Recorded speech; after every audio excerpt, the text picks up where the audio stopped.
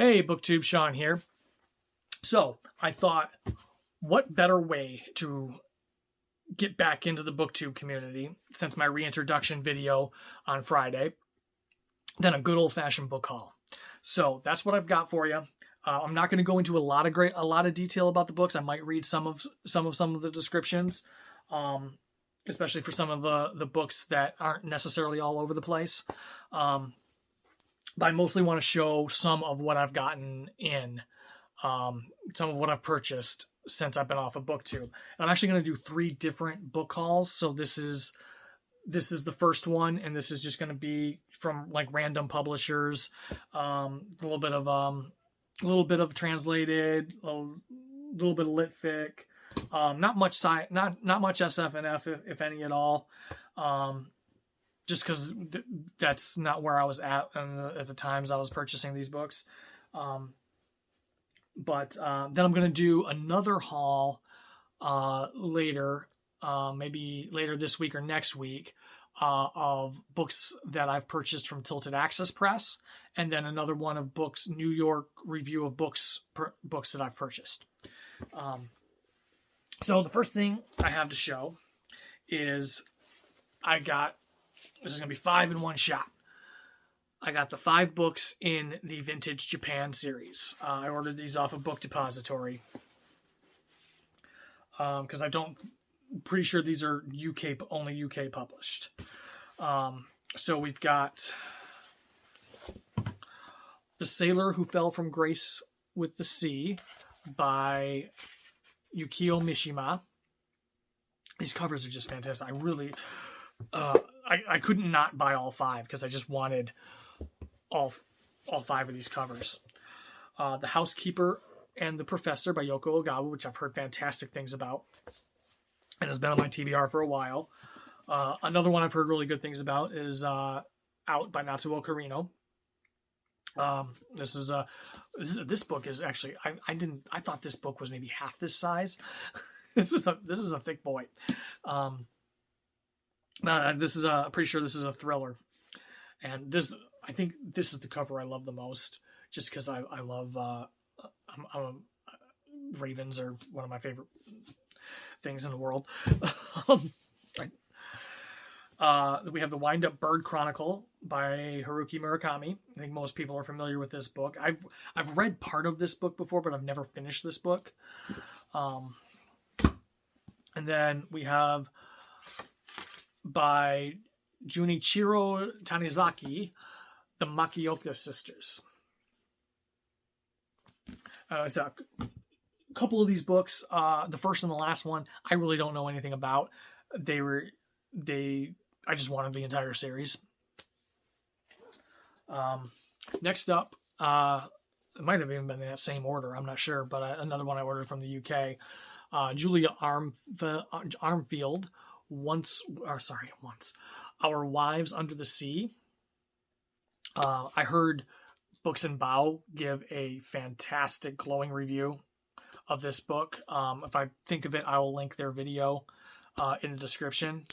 It really got me interested in this book. I'm gonna since this one I haven't seen this one around a lot, I'm gonna read this. Miri thinks she has got her wife back when Leah finally returns after a deep sea mission that ended in catastrophe. It soon becomes clear, though, that Leah may have come back wrong. Whatever happened in that vessel, whatever it was they were supposed to be studying before they were stranded on the ocean floor, Leah has carried part of it with her, onto dry land and into their home. To have the woman she loves back should mean a return to normal life, but Miri can feel Leah slipping from her grasp. Memories of what they had before, the jokes they shared, the films they watched, the small things that made Leah hers, only remind Miri of what she stands to lose. Living in the same space but suddenly separate, Miri comes to realize that the life they had might be gone. And the first part of that especially, like she brings something back with her. It sounded nice and creepy, and just that cover. Like, I had to order this from the UK. I couldn't risk the American release of this not having this fantastic cover. We've got Beasts of Little Land by Juhia Kim. I've heard Russell on Ink Paper Blog and a couple other people just rave about this book. I've been kind of wanting to read it since then. I just haven't started it yet. In 1917, in the snowy mountains of occupied Korea, an impoverished local hunter on the brink of starvation saves a young Japanese officer from an attacking tiger. In an instant, their fates are connected, and from this encounter unfolds a saga that spans half a century. In the aftermath, a young girl named Jade is sold by her family to Madame Silver's courtesan school, an act of desperation that will cement her place in the lowest social status. When she befriends an orphan boy named Jung Ho, who scrapes together a living begging on the streets of Seoul, they form a deep friendship. As they come of age, Jung Ho is swept up in the revolutionary fight for independence, and Jade becomes a sought-after performer with a new romantic prospect of noble birth. Soon, Jade must decide whether she will risk everything for the one who would do the same for her. Yeah, I've heard great things about this. So, again, that cover. Look at that. I had pre-ordered because and I'm gonna do a video of some of my favorite reads so far this year.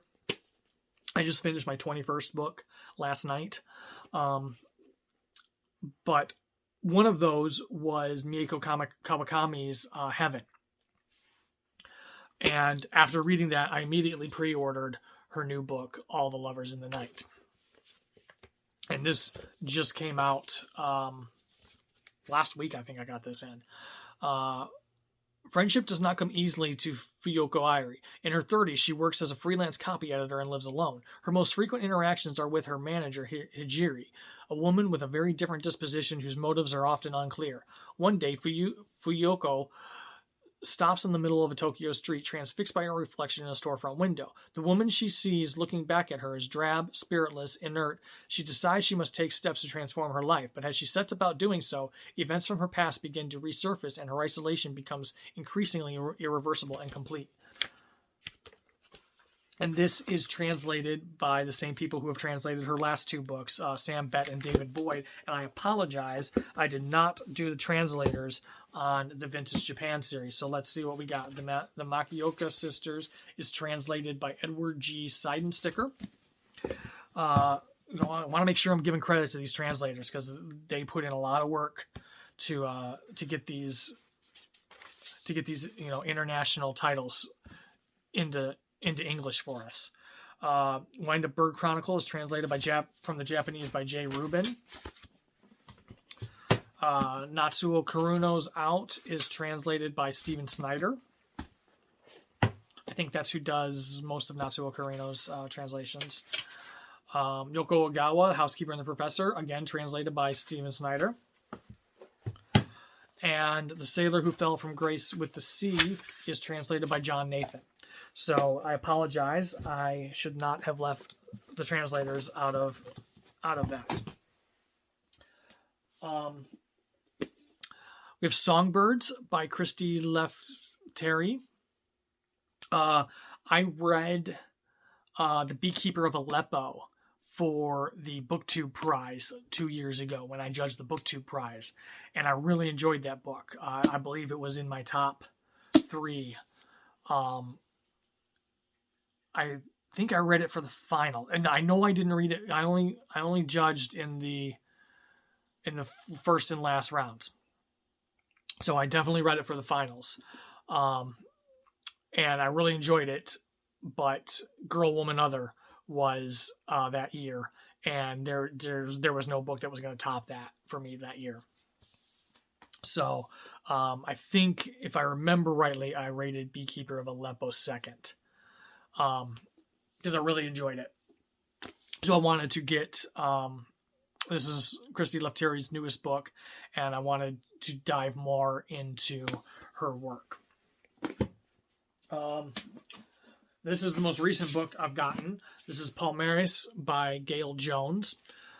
This was a finalist for the Pulitzer Prize. The Netanyahus was the book that won the Pulitzer Prize, and this was one of the way the Pulitzer does it is they will announce 3 finalists, and then the one of those 3 finalists that win, and you get no warning. You get you find out everything the same day. There's no short list that you know about ahead of time, and you're guessing what book is going to win out of that short. No, everything, they announce the finalists, then they announce the winner. and this was one of the finalists. And this is this is a slave store, a Brazilian slave story. It sounded really interesting.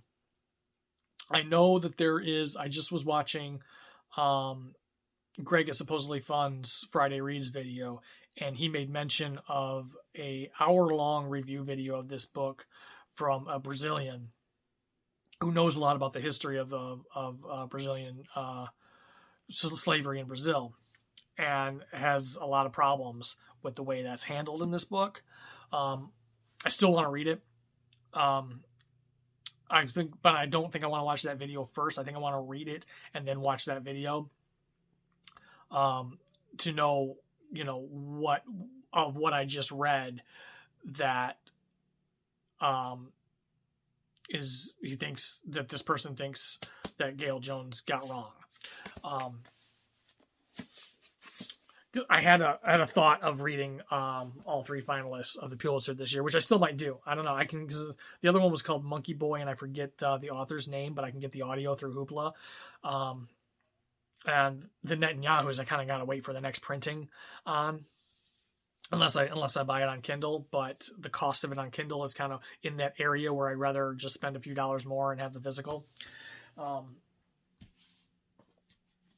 So I have here The Anomaly by Hervé Letellier, and this is translated from the French, I believe, by give me the translator. Translated from the French by Adriana Hunter. This is currently, I do believe this is still currently in the running for the translated wing of the Booktube Prize this year. This the new category that the Booktube Prize added this year is translated. And I've been reading a lot of what I've read this year has been reading along with the translated category of the Booktube Prize. And this in the octafinals, in the group that this was in, I had read almost every book in that grouping except this one and one other. So I ordered this to, I don't even really know much about it. I have heard Literature Science Alliance talk about this book recently and talk about enjoying this book recently. So I finally have a booktuber recommendation on it. So it says the winner of the Gourmet Prize, Goncourt Prize. I don't know what that is, but it's a prize winner. So we have next Sea of Tranquility, Emily St. John Mandel's new book. I am a big fan of Station 11. I did not get to, I think it's called The Glass Hotel, her one before this, which I had pre-ordered because when I pre-ordered this based off of Station 11. I started watching the series of Station 11. I've only watched one episode of it so far. So yeah, Sea of Tranquility, Emily St. John Mandel's new book, deals with I think a couple different areas kind of goes in the past and the present. A little bit of SFF or a little bit of science fiction angle to this one. I got Red Sorghum by Mo Yan. This is translated from the Chinese by Howard Goldblatt. This is a Nobel Prize winner. Mo Yan is a Nobel Prize in Literature winner. I'm sorry, I should do this over here because I'm getting every time I do this, I'm blocking my light source. I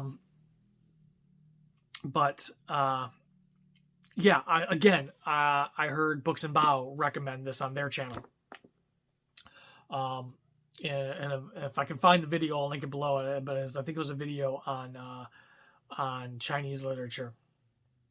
And since then, I have kind of gotten an idea that I might want to read something from each winner of the Nobel Prize in Literature.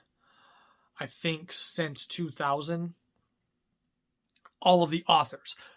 Sometimes you have somebody who wins a Nobel Prize in literature that they're not an author. Like Bob Dylan has won the Nobel Prize for literature for his songwriting.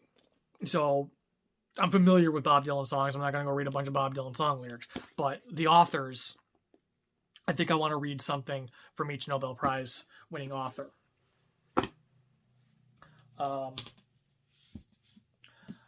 I'm kind of go through these next ones a little bit fast because they've been kind of all over the place. And I don't want to make this a 40-minute long video. So we've got Jonathan Franzen, Crossroads. I've been hearing really good things about this book. I haven't read any Jonathan Franzen before. You can see I've got where, how can I do this? Okay. Right here, I've got Freedom. I've got The Corrections somewhere around here too. I haven't read Jonathan Franzen, but I've been grabbing his books.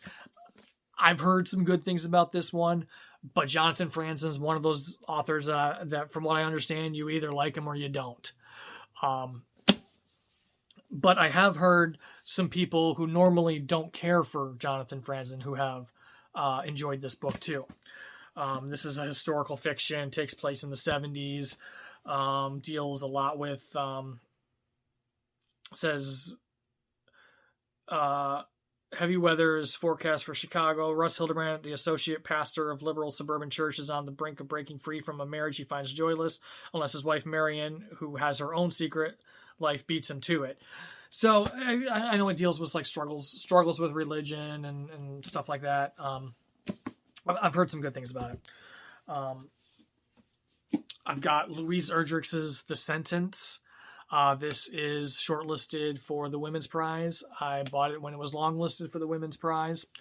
And I know this is kind of a supernatural story in a bookstore. The bookstore has a ghost. Is this the one where the book is this? No, that's the Ruth Ozeki where the book talks. This is just a ghost in the bookstore. I know it deals with the pandemic because it kind of goes from like 2020 to 2021. So the pandemic plays a large role in this. We've got Papisho by Leonie Rose. In the UK, this is called This One Sky Day. Again, this was longlisted for the Women's Prize, which is why I bought it. I'd been interested in it before, but once it got longlisted for the Women's Prize, that's when I purchased it. I've heard there's some weird things that happen in this book. I don't know. I've heard mixed things about this one. At first, all I heard was raves about this one, and then I started hearing some mixed things, so I don't kind of know where I stand on my excitement to read it anymore. But picked up that one. I got This Beast, The Books of Jacob by Olga Tokarczuk, and this is translated by her translators right on the top, right on the front, translated by Jennifer Croft. Olga Tokarczuk is a Nobel Prize in Literature winner, so eventually I will read one of her books. I have all of them that have been published in English, I think. I have Flights, I have Bury Your Plow Over the Bones of the Dead, and I have this one. I think that's the three that have been published in English. And this is a beast. This is how many pages? This is shortlisted for the International Booker Award, which we will know the winner of, I believe, this week. I think Thursday is the announcement of the winner of the International Booker. So we'll see if Olga Tokarczuk lands a second International Booker win. Oh, that's right. This goes backwards in page count. This starts at page... I'm at the back of the book. I'm like, page 10. What the hell? 965. 965 pages. I have a bookmark there. I started to read it. And I wasn't reading it in enough frequency to have it stick with me at each sitting. So I need to read this at a time when I can really devote some time to it. I think it has something to do with like a false messiah. I don't really remember. That's why I don't like to take the time to read every blurb, and I know people don't like reading when people read like every blurb, but I also don't know enough about the books to tell you about them myself and summarize them myself to you, because sometimes I think a book sounds interesting at the time I order it. By the time I get it, sometimes I've quite forgotten what made me interested until I read the blurb again, and then I'm doing these big long hauls, and it would take me an hour. This video would be an hour long if I read every single blurb. But the last one I have to show for today's video is Ruth Ozeki, The Book of Form and Emptiness. This one, I think, is the one. This is shortlisted for the Women's Prize.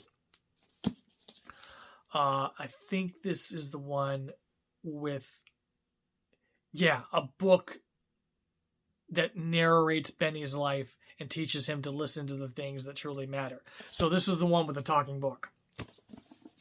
So I'm curious about that.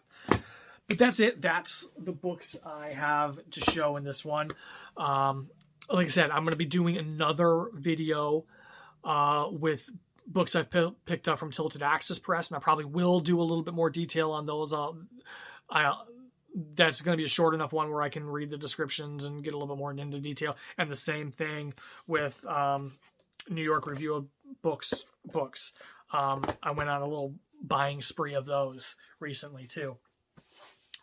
So those will be coming up in the future. I'm going to have a video coming up of, it's either going to be a video, I haven't decided yet if it's going to be a video or just a blog post of some of the books that the top books of what I've read this year so far. Probably be a video and a blog post, but we'll see. And so check out the blog. Make sure you follow the blog. I'd really appreciate that if you went over there and hit follow on the blog. I said I'm hopefully gonna be having some book and film content over there that doesn't necessarily appear on the channel. I also, if you feel so inclined to help support the channel, I've got a Buy Me a Coffee link in the description. I've also got my Amazon wish list in the description.